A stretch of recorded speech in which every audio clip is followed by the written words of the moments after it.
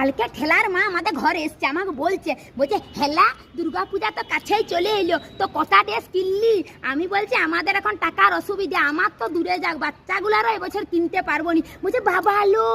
বলছে আমার বরের দেখবি চল,